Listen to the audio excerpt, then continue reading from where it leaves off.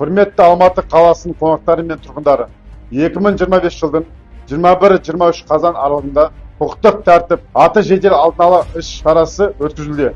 Аталған іс-шараның мақсаты қоғамдық тәртіпті қамтамасыз ету, құқық бұзушылар мен қылмыстардың алдын алу, сондай-ақ азаматтардың қауіпсіздік деңгейін арттыру.